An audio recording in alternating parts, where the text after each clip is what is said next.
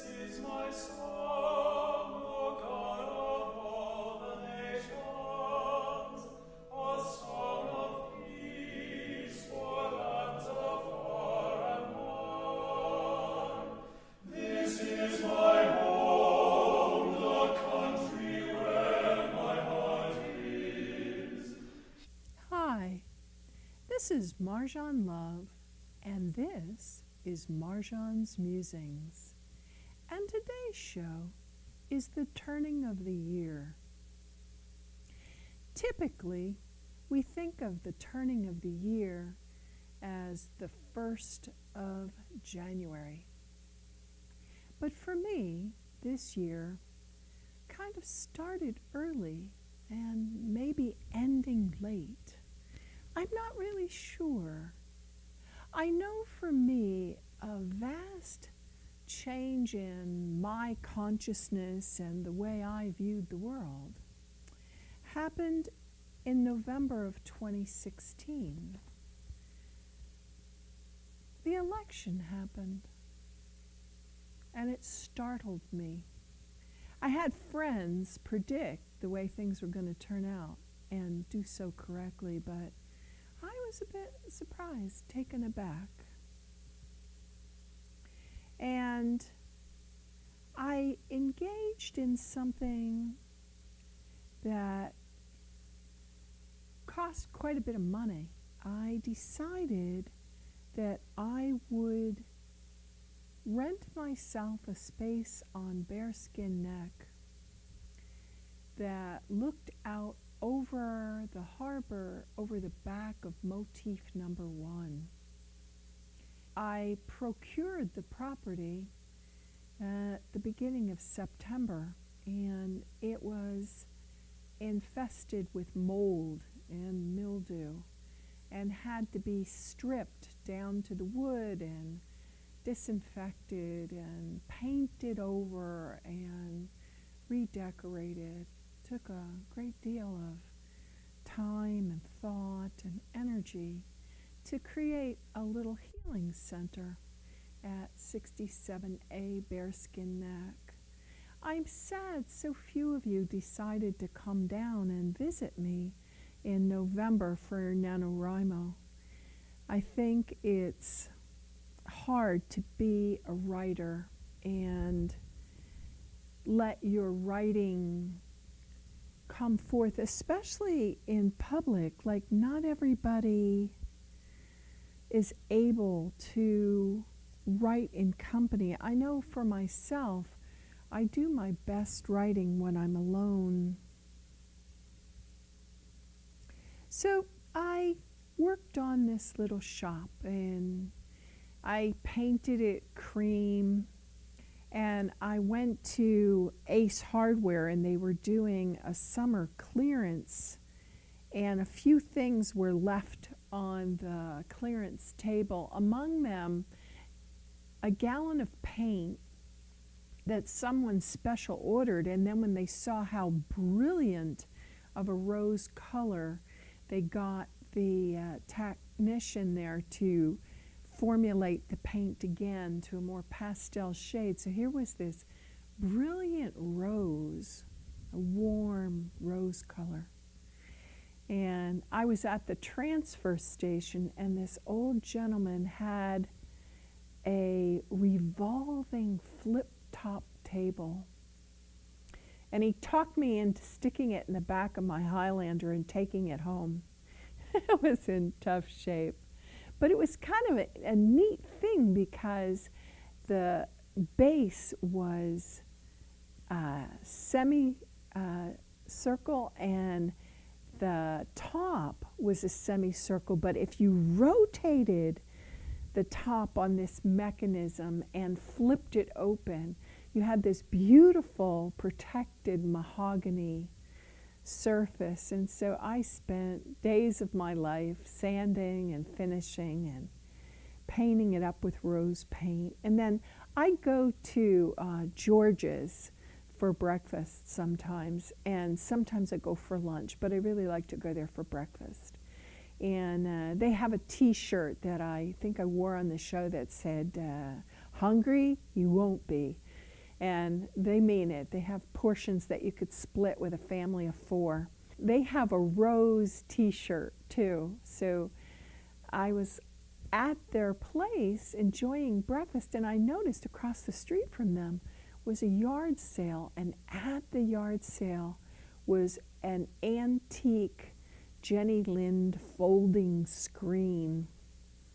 And I took that home and painted that up rose. And then I was at the Second Glance, and there was a tall oak bar stool, and I dollied that up rose. And I went all the way out to Route 1A and found matching rose curtains, and then I found rose carpets.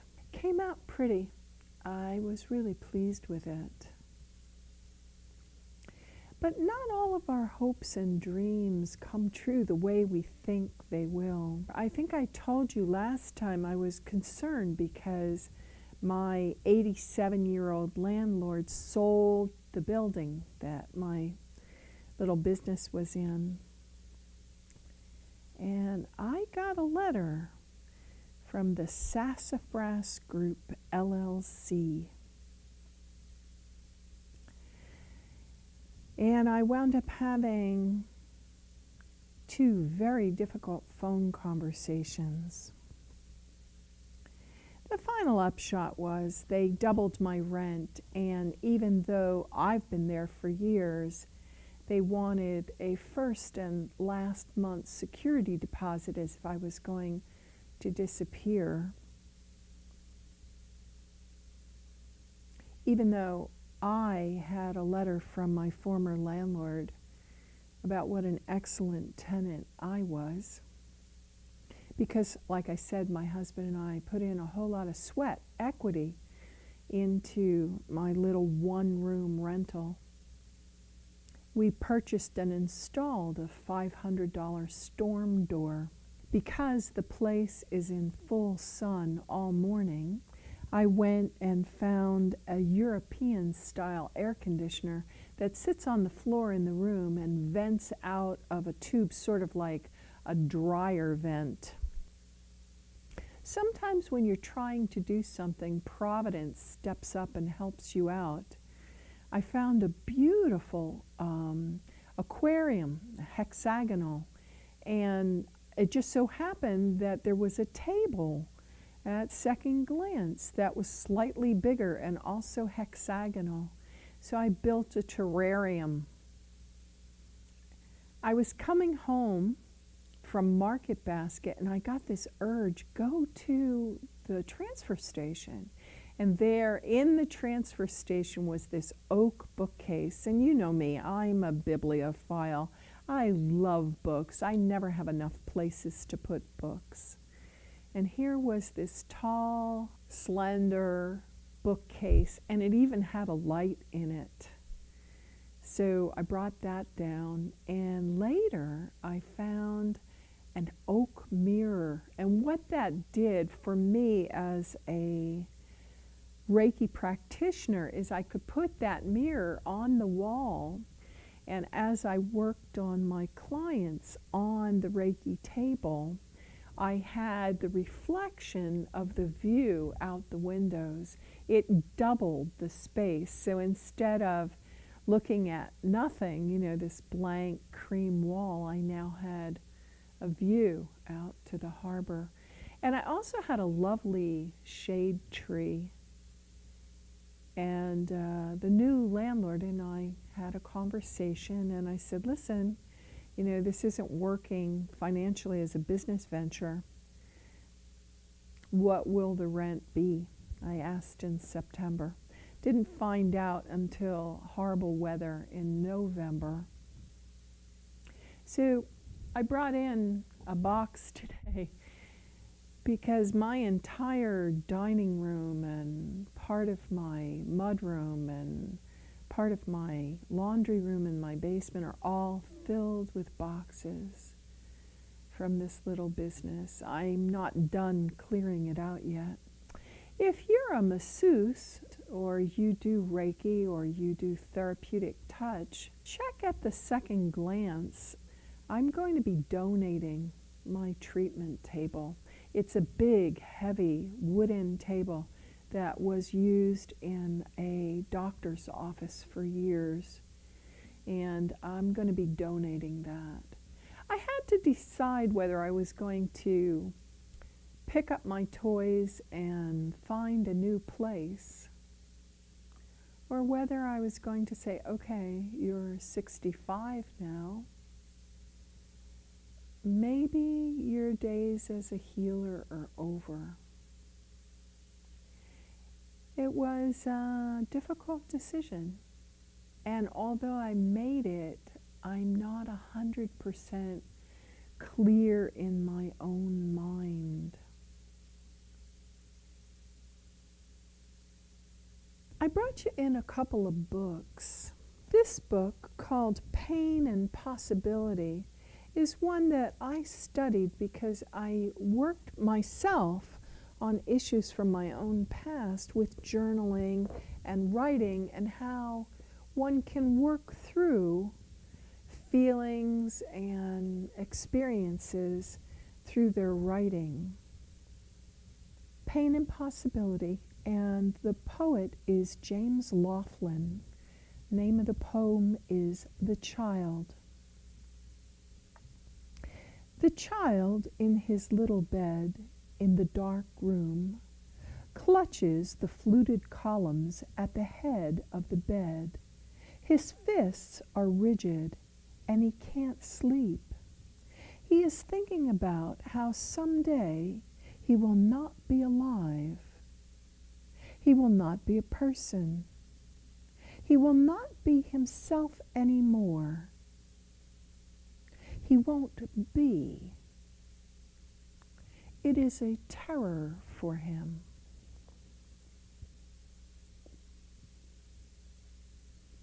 I think human beings who typically come to this awareness sometime around the age of 7 have had to grapple with their mortality. We all have Christmas thrown at us every year, but the Christmas I grew up with was about a child named Jesus who came into the world, collected followers who we call apostles, and tried to spread the good news that when you die, that's not the end. That before you are born, you have a soul, and that after you pass away, that soul continues to exist in a place called heaven. And it was a different idea than the Greeks or the Romans with their Mount Olympus and many gods. It grew out of a Jewish ethos where there was one God, the God Almighty. And so Jesus said to his followers, you know, they're going to come and they're going to kill me, but I will come back to show you that there is life after death.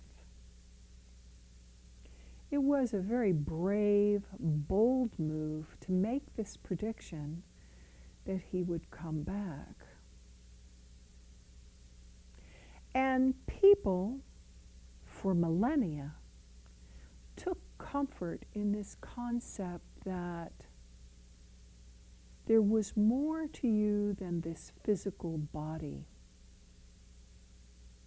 And that if you led a life pleasing to God Almighty, or in Jesus' reinterpretation, God was pictured as a father, a loving protector. This was a new idea. God Almighty was a power to be feared, not a gentle source of support and comfort and food and clothing, God became the loving provider. And one of the best provisions was that if you were a good child of God and you behaved in an ethical way with compassion and caring toward your fellow human beings, you would have an eternal reward. You would get to live with God forever. I don't know that modern people in America in 2017 believe that. When I look at what passes for Christmas, it's a whole lot of bling, you know. And in the news lately, there have been a lot of women coming forward talking about being inappropriately approached or inappropriately touched or coerced into activity they didn't want to get engaged in. And yet, our culture inundates young women with sexy shoes and skin-tight clothes embellished with sequins and glitter, bare shoulders, ripped jeans. This year, everybody's doing ripped jeans.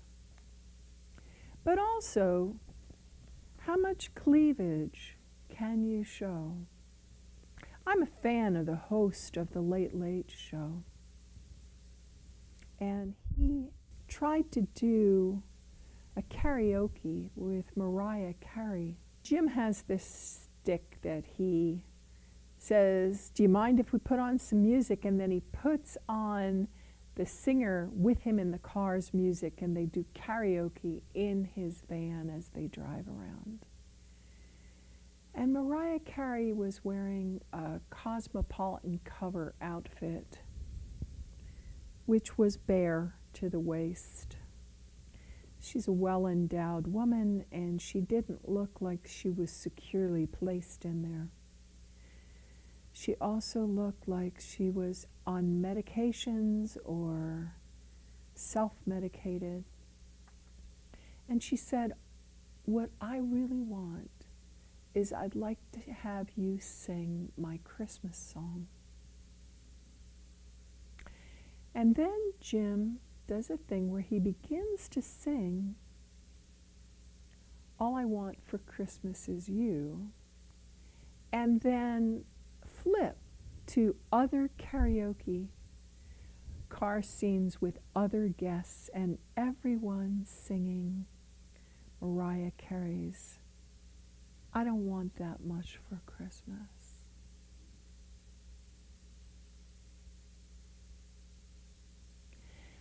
Christmas became about things because of a story of the wise men.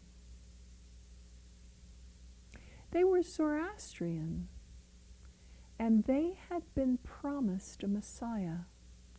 They had been promised that a new prophet would come into the world and that they would find that prophet through astrology, studying the stars. It wasn't quite astronomy, it wasn't quite astrology, it was the knowledge of the celestial heavens and the movements of the planets. But people did not perceive the sky the way we do now. Nonetheless, they find the baby Jesus and they give his mother a burial ointment, burial incense, and gold. And they are warned in a dream not to go back to King Herod. So they leave and go back to their own country by another route, because they went to King Herod and they said, "Oh, we're coming to look for the new king of the Jews." And Herod felt threatened by that. The divine right of kings is something that happened during the Catholic supremacy as the number one world religion. In the early days, the meanest, biggest guy who was willing to kill the most people claimed power. They could walk in and say, "I own this forest." And even though other people lived there, they could pass a decree: if you take any game or fish from this forest, you're poaching, and you can be punished, maybe even killed. Jesus said the meek will inherit the earth, the lowly and the humble, because at his time there were potentates, and people lived in pretty dire circumstances. He's doing a parable. He talks about if you have two coats, you should give one away to somebody that doesn't have a coat.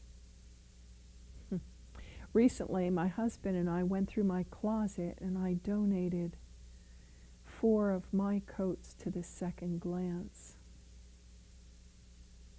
I had 4 coats, and I still own 2 coats. I think it takes being a certain age to look at your accumulation of material goods and understand that it's absolutely meaningless above and beyond your day-to-day survival needs. I mention the Zoroastrians because their system of ascertaining who would be the leader is still, or it was until 1950, practiced in Tibet. And the Dalai Lama is in his 80s. But the Panchen Lama, the person who uses mystical means and astrology to find the next Dalai Lama child, disappeared at the age of 6. And a new child, a different child, was appointed in that child's place. It breaks the line of descent.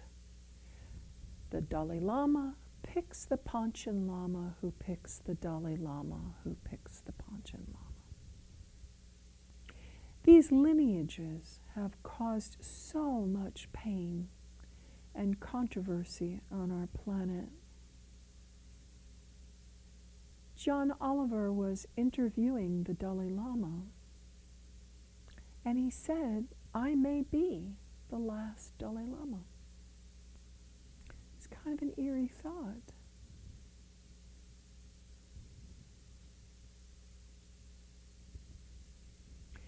And the election, why did the election make the year flip, a month and 2/3 early? Well, because some of us thought that finally, a woman would be president. She was certainly qualified, had done the jobs, had earned the degrees, had jumped through the fiery hoops. In my healing center, I had the wonderful find on Martha's Vineyard, of all places, of a beautiful bronze statue of the green Tara. She comes out of Tibetan mythology. I use that word a little hesitantly because for them it's not a myth, it's their belief system, it's their religion. And there's a legend that this very high-ranking Lama offered the green Tara that he would pray for her next incarnation, that she would be born a man so that she could become enlightened. Because sexism isn't just the 45th President of the United States talking about groping women inappropriately. Sexism is something that exists all over the world. Because women tend to be littler and weaker, at least in terms of fighting strength, than men, although women live through childbirth, and women live through chronic pain, and women survive illnesses better. And when I was a master's level occupational therapy clinician on a neonatal intensive care unit, the child most likely to live very premature was a black female baby, then a white female baby, then a black male baby, then a white male baby. In terms of survival, black women were the strongest, newborn, early. But anyway, the green Tara told this well-meaning monk, "Please don't pray for me to be a man. I prefer to remain a woman through all my incarnations." And since Tara, during her life, showed the amazing ability to heal people, very much like Jesus, I think when a prophet is sent by God, what they do is they reach out and they heal the wounded and the sick and the suffering. It's a sign of internal divinity that one would give of themselves to alleviate suffering with no thought of compensation. No money, no gifts, no tribute, no power, no honor, no glory, just to give of oneself for the benefit of others. You know, in our modern world, we think in terms of appliances. I finally got my glasses back. And although they're wonderful for distance vision, they're graduated lenses. Now, when I first got these frames, I went to a place out Hamilton, Wenham area, and they charged me $280 for my lenses, and for some reason, I just couldn't adjust to the glasses. And I went in and I got my eyes checked and I got the glasses read. And my new eye doctor said, well, the reason that you're miserable is one eye, the prescription is completely wrong. It's wrong. So I have this vision insurance through my husband's work.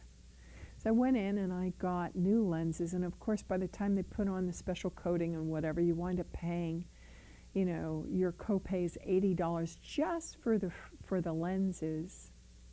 I was a little aggravated. When I got my glasses back, they did not return my lenses. One of them was perfectly fine. And they had cost me $280. Well, these new lenses were not quite that expensive, at least not for me. And I had trouble seeing because there's this very narrow space in the middle of the eye where you see people at middle distance for conversation.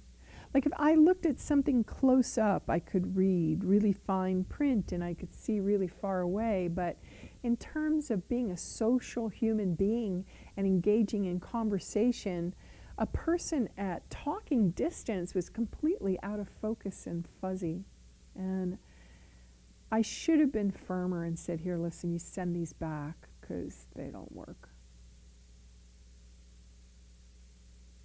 When I rented my little space down on the Bearskin Neck, I had a lot of misgivings. I thought, I don't want to invest this much of my time, money, and energy in a property I don't own.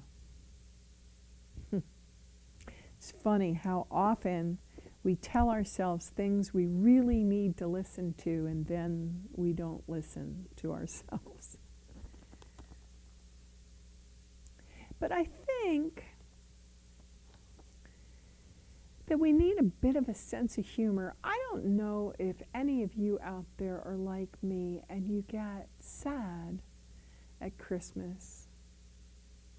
My family of origin put the fun in dysfunctional, and I had some Christmas situations that were problematic, to be sure. And when I was young, growing up in the 50s and the 60s, Christmas was always this happy, happy, joy, joy time, but not everyone feels that way.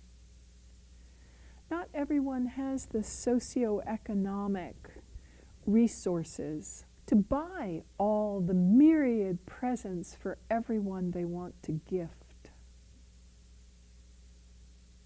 And they either put themselves into debt or they purchase inexpensive things that aren't as nice as they might have wished, or they don't purchase things and then they feel guilty that they didn't give at Christmas. Mark Twain said, "The secret source of humor is not joy, but sorrow. There is no humor in heaven." I spoke to you about going down to the John Fitzgerald Kennedy Library and Museum because it's the centennial year of his birth. John F. Kennedy says, there are three things that are real: God, human folly, and laughter. The first two are beyond comprehension: God and human folly. And boy, haven't we seen that this year. So we must do what we can with the third, which is laughter.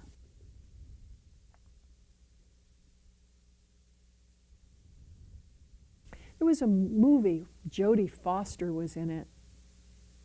I think it was called Contact. It was based on writing by Carl Sagan. She sees this other dimension and she doesn't know how to describe it, and she goes, they should have sent a poet. And she comes back and her oxygen reserves and water supply and whatever are used. But she comes back within like a minute or two or 10 minutes. And so she's not believed. Nobody thinks she went anywhere. I talked to you about this great courses that I took by Professor Scott Page called Understanding Complexity.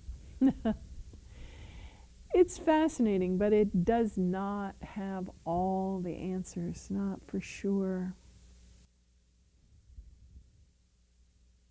It's funny how a book can influence you.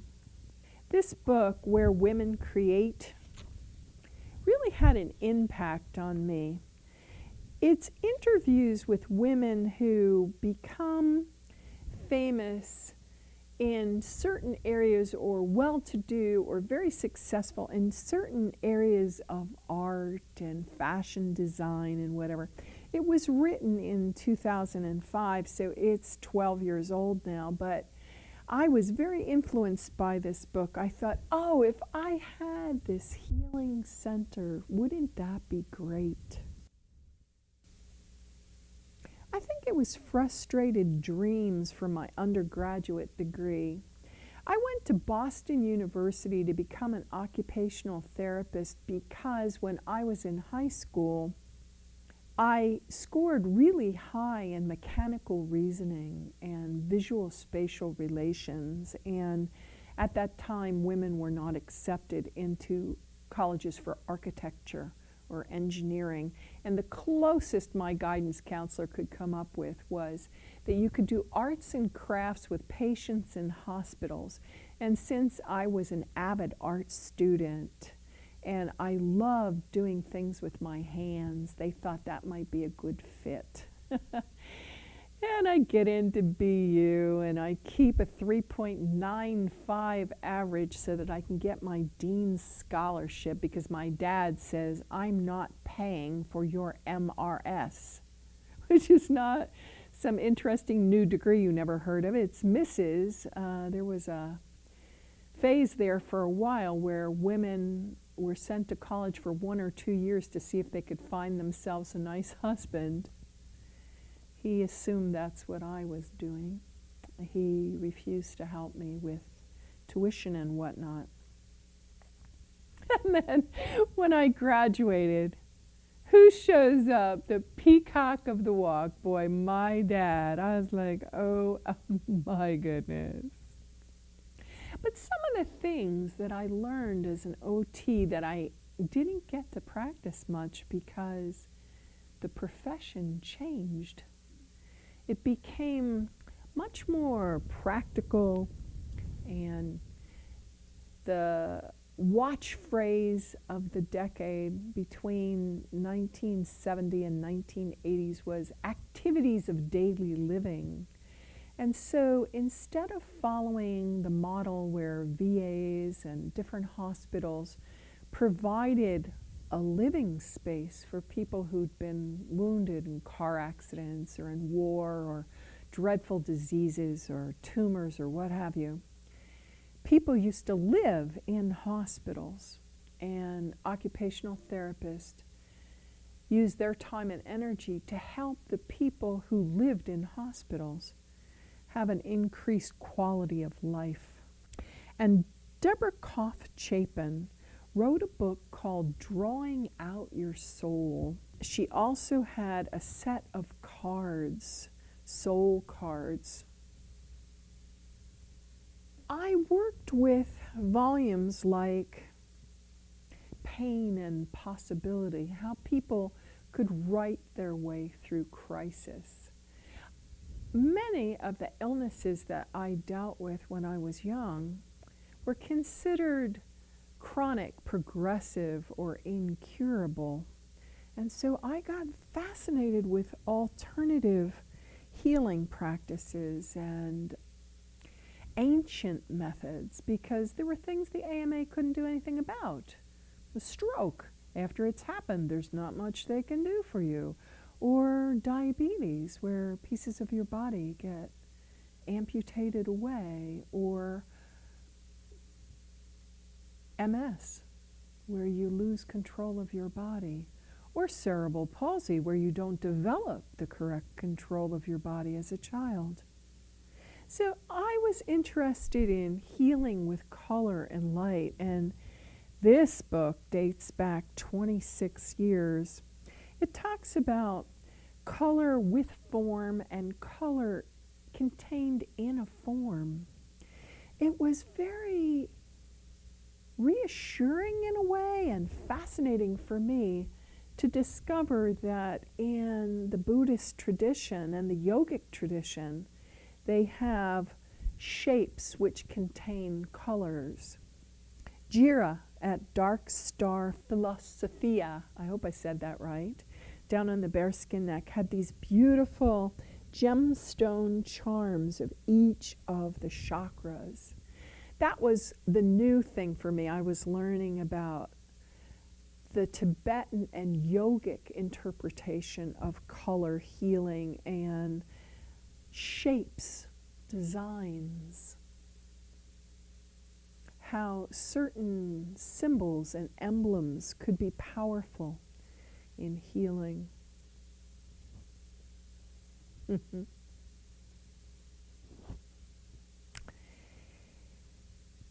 made a weaving for my kid's sister. I told you she was caught in that hurricane. And Irma by name. We've had so many, it pays to state what they are. But of course, climate change is a Chinese conspiracy theory. So I made this weaving. It's almost garish, it's so bright, but her windows broke and her deck is falling off her house and her roof leaked and her furniture was destroyed and everything was wet, so she got mold and mildew, and I thought she could throw it on her bed or stick it on a dowel and hang it on the wall, brighten up her life a little bit. And she has a thing, she loves sea glass. I found some glass, beads and dichroic glass with metal embedded, and I made her a simple, sweet little necklace. I'm going to send them to her for Christmas. I think the materials altogether probably cost me, I don't know, $30, $40. And this is my kid sister. This is somebody I love a whole lot. But I made the necklace. I made the weaving. I think when we were children in the last century, we were taught that we could make things that our loved ones would value. I'm not sure that our children and our grandchildren have that same sense. This little book, I don't even know if it's still in print, it's called The Gift of Place. She is the princess. This place is her place. How do you build a palace, she asks me. I'd like it here, she says. Home's my best. At 4 years, what does she know of palaces, places, or princesses? Everything. They live in her windows, dancing in the reflected light.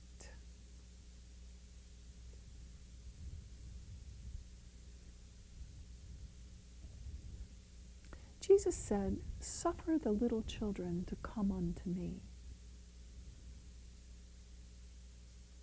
I think more than a brand new Xbox whatever, or Nintendo, or a new iPad full of computer games or whatever, you might gift the children in your life with your time and your stories.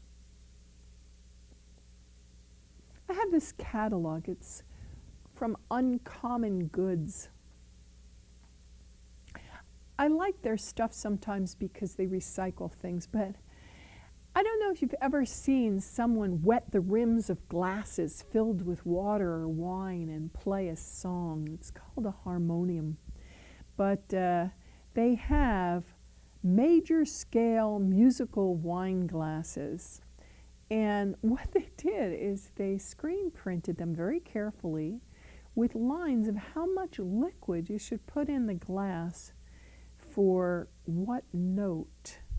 A set of two glasses is $65. A set of 8, so that you'd have a scale like 8 notes, is $240.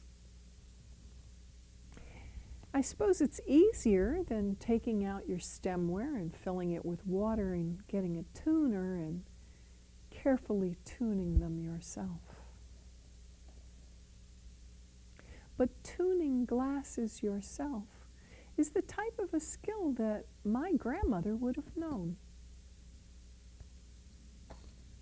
I don't have any grandchildren to pass on skills like that. So my poor husband, after running himself ragged back and forth at my shop with boxes, came home and tried to help me refurbish the whisper room I purchased. It's made of medium density board, which is a little sturdier and thicker than particle board. But because it's composite and made with glue, the boards deteriorate over time. It's giving off a really bad odor, a really bad odor. I talked to quite a few people about what I could do about it, and most of them told me, get rid of it. If the particle board's breaking down, it's giving off fumes, get rid of it. Well, I talked to my son about that, and he's like, Mom, Dad and I spent 2 entire weekends, one setting it up for you down on the bearskin neck, and one taking it apart on the bearskin neck and bringing it home and setting it up at home. You should at least record 1 book in it. I thought that was a reasonable request.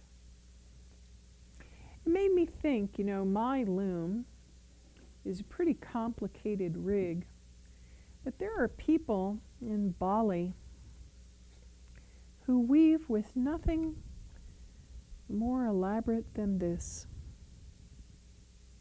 It's little reeds put together with string, held in a carved wooden frame. Usually you'd have 2 of them, and you'd put them on a pulley so that one would go up and the other would go down on the pulley. And you could do a tabby, or if you had enough space, you could do 4 of them and do 4 harness weaving. Gives you the capacity to make patterns. I have a little bookmark that I keep on a stand on my altar at home. It says, with my heart open to God's renewing love, I affirm and accept healing for myself and for our earth. It comes out of Unity, the people that publish the Daily Word. They send me things sometimes. I had this up on my refrigerator for a couple of years. Prosperity. I give thanks for the blessings I have received and for those yet to come. Joy. I walk in the light of joy that illuminates my path. I realized watching my husband working with tie par and foam sheets and fabric, that my husband is my best friend, and that I don't need anything else for Christmas. And what he's giving me this year is a trip to the Revels, where we can see our choir director strut his stuff on first trombone and sing along, and contus, who sing the intro and outro music for my television show. We're going to go see them in concert at the Shaolin Lu.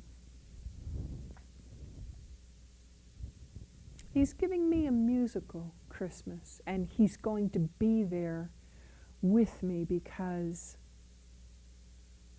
I can go to the Shalin as often as I like. I can volunteer there, and just for zapping tickets or ushering people, I can see however many shows I want. But it's a lot more fun to go as a patron with my husband. I'd like to read you something from Divine Intuition by Lynn Robinson. It's a quote she took from Father Leo Booth. We are co-creators with God, not puppets on a string, waiting for something to happen. And there's a quote from the Bible, from Philippians 4:8. Whatsoever things are true, honest, just, pure, lovely, think on these things. If you shop at the second glance, or if you donate things to the second glance, especially pretty things you don't use much, maybe someone gave you a gift 8 years ago and it's not your taste and you've never used it, or maybe it's something that you've had a long time and you loved it and you used it well, but now you have a new whatever it is. The second glance supports the food pantry. I go there. I bought this, The Heart of Christmas Harp and Strings CD. And I also found a Christmas Favorites with Bing Crosby and Rosemary Clooney and Mahalia Jackson and Gene Autry. It was copyrighted in 2005 and it's still shrink wrapped. It was never opened. I had so much fun with my Rosemary Clooney CD that I thought I would buy this Christmas Favorites.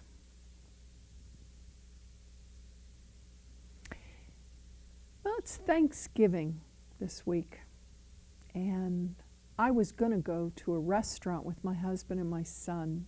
I was feeling a little down, didn't feel quite up to all the shopping and the cooking. And my girlfriend Lori called and said, "Hey, do you want to come and have Thanksgiving with us? Bring your son, bring your husband, come on over." If you get the chance, be with loved ones this holiday. And if you're alone, maybe you could do something for someone else. That's all for now.